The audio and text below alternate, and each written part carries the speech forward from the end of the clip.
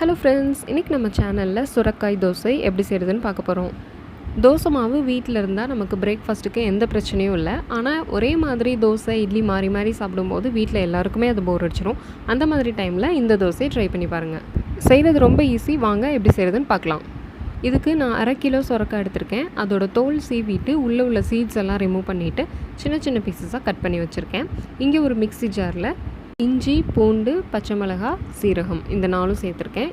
இது கூட நம்ம கட் பண்ணி வச்சுருக்கிற சுரக்காய், அப்புறம் கொஞ்சமாக உப்பு, இது 2ம் சேர்த்துக்கோங்க. இது கூடவே ஒரு கைப்பிடி அளவு மல்லி இலை சேர்த்துக்கிறோம். கொஞ்சமாக கருவேப்பிலையும் சேர்த்துக்கோங்க.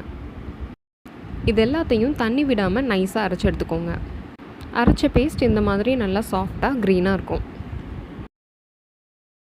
நான் இங்கே 1/2 பவுல் அளவுக்கு தோசை மாவு வச்சுருக்கேன். இது கிட்டத்தட்ட ஒரு 10 கரண்டி இருக்கும். இதில் இப்போது அரைச்ச சுரக்காய் பேஸ்ட்டு சேர்த்துடலாம். சேர்த்துட்டு நல்லா கலந்து விட்டுருங்க.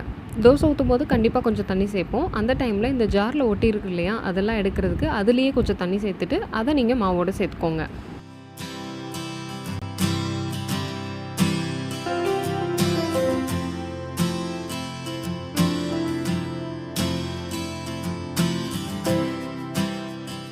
அவ்வளோதான், சுரக்காய் தோசைக்கான மாவு ரெடி.